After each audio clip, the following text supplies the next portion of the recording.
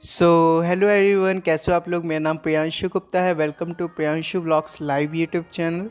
तो अगर आप मेरे चैनल पे न्यू हो, तो अगर आपने मेरे चैनल को सब्सक्राइब नहीं की है तो सब्सक्राइब करके वीडियो को लाइक कर दीजिए। उससे मुझे थोड़ी सी मोटिवेशन मिलेगी। तो आज की वीडियो का जो टॉपिक है cost of study in Canada, कि कनाडा में पढ़ाई करने के लिए कितना खर्चा आ जाता है। तो ये मैं अपना एक्सपीरियंस शेयर कर रहा हूँ। मुझे कनाडा में अप्रॉक्सीमेटली 1.5 साल से ज़्यादा हो गया है और मैंने अपनी पढ़ाई कॉनेस्टोगा कॉलेज से की है, post graduation certificate IT field web design and development में।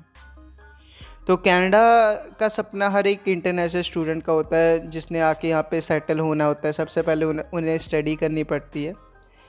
बहुत सारे बच्चे 12th के बाद भी आते हैं, ग्रेजुएशन के बाद भी आते हैं, मास्टर्स के बाद भी आते हैं कई बार। तो कनाडा में स्टडी का खर्चा मैं आपको पहले बता देता हूँ, टोटल कितना एक्सपेंस लग जाता है 1 साल का अगर आपको प्रिपेयर करना हो। तो इंक्लूडिंग ऑल द थिंग्स, सबसे पहले मैं आपको बता देता हूँ, इसका 15 लाख खर्चा आ जाता है, 15 लाख। अब मैं उसको आपको डिफ़ाइन करूँगा कैसे कैसे होता है। तो सबसे पहले मैं अपना एक्सपीरियंस शेयर करता हूँ कि मैंने जब अपना स्टूडेंट वीज़ा फ़ाइल करवाया था, तो मुझे कितने पैसे देने पड़े थे, क्या क्या प्रोसेस था सारा।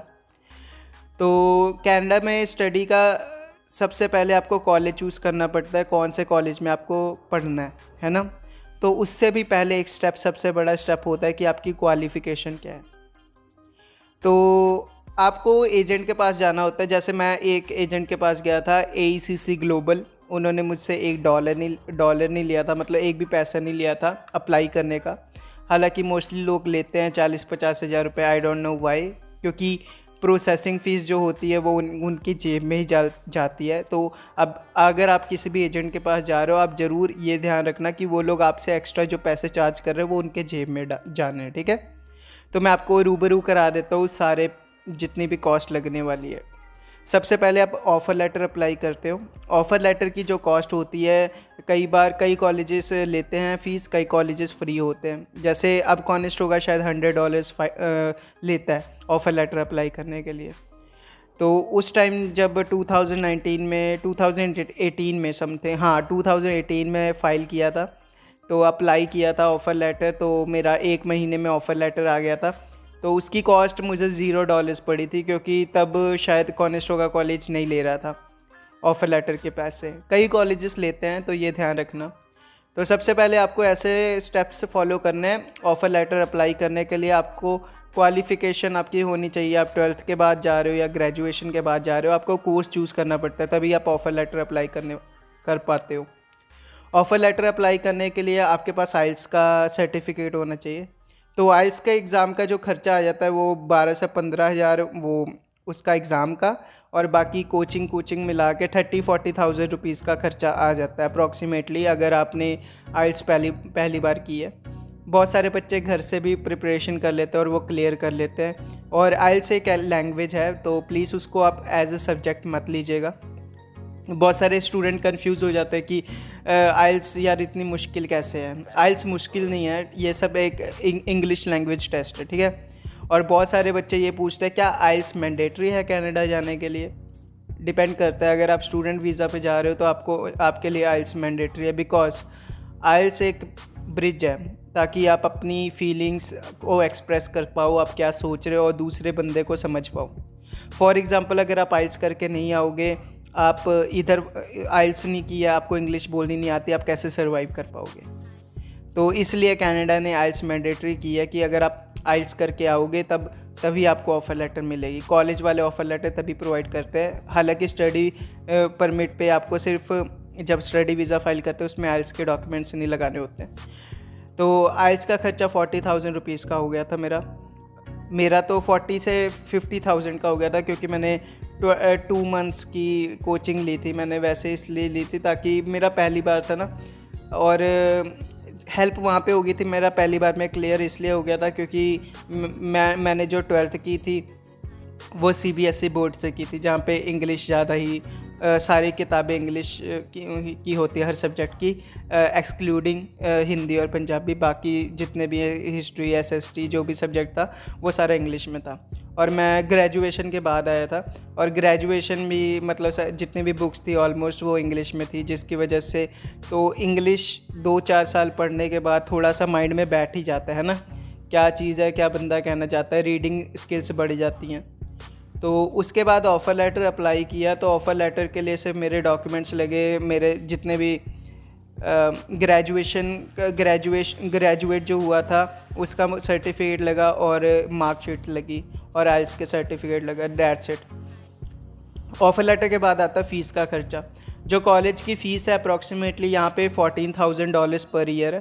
पहले $14,000 थी, अब शायद कोविड के बाद 16 या $17,000 हो जाएगी। तो $17,000 आप वो लगा सकते हो, ठीक है।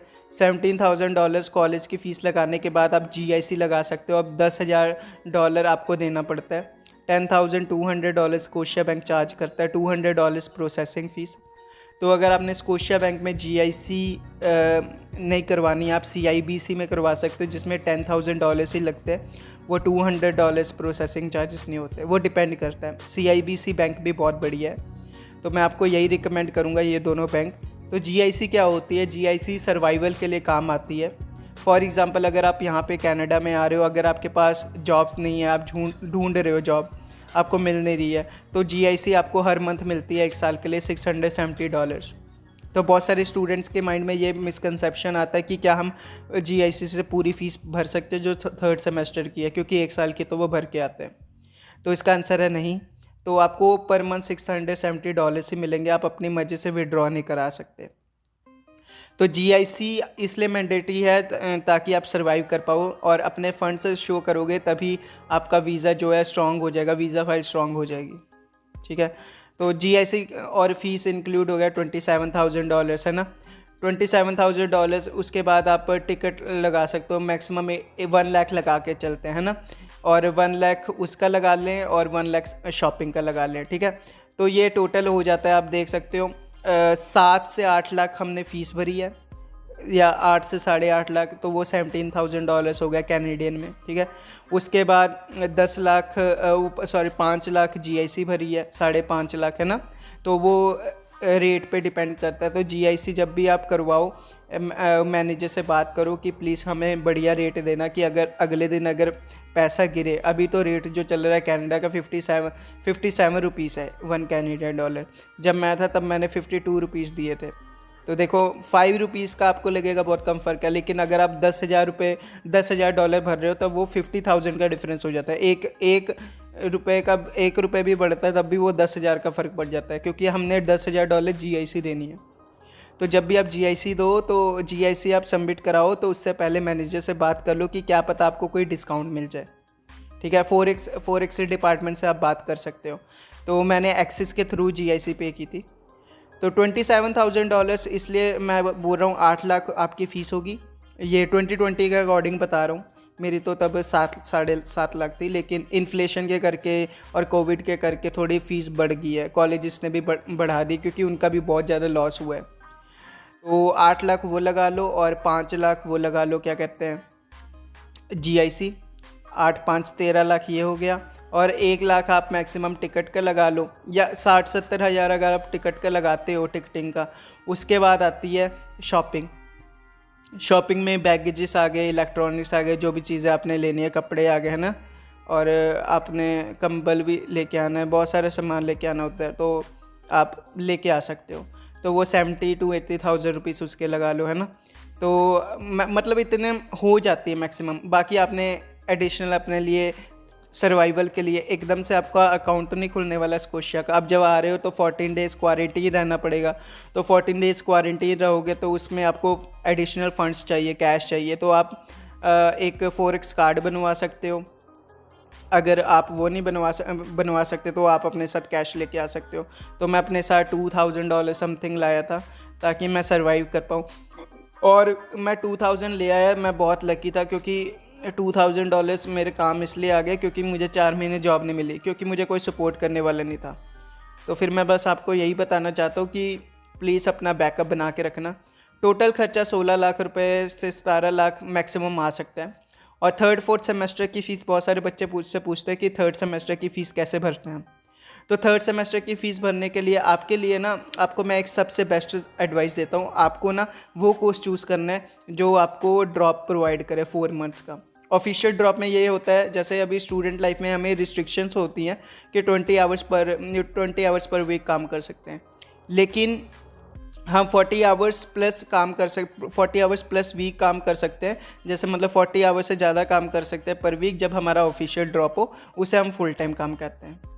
तो इससे क्या होता है कि आप अपनी थर्ड सेमेस्टर की फ़ीस निकाल सकते हो, है ना, थर्ड सेमेस्टर की निकाल सकते हो, प्लस आपकी जीआईसी भी सेव होती रहेगी। अगर आपको पार्ट टाइम जॉब आते ही मिल जाती है तब आप $1000 बनाते हो, आपका खर्चा $800 होता है, जीआईसी आपकी $670 आती है, प्लस आपका $800 खर्चा होता है, और उसमें से $200 भी बच जाता है। तो आप आराम से अपना हिसाब किताब करके धीरे धीरे अपनी फ़ीस पे कर सकते हो।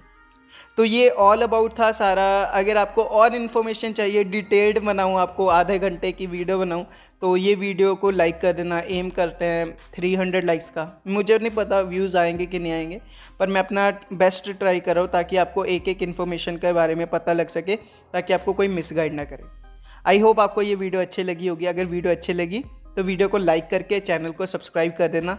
आई होप मैंने आपके लाइफ में थोड़ी वैल्यू ऐड की होगी, ठीक है। तो लव यू ऑल, अपना ख्याल रखना और बस आ जाओ कनाडा, ठीक है, सब ठीक हो जाएगा। और प्रोजेक्ट 2021 लॉन्च कर रहा हूँ मैं, जनवरी को उसका नेम लॉन्च हो, मतलब जनवरी को एप्लीकेशन लॉन्च होगी और दिसंबर को उसका नेम लॉन्च होगा।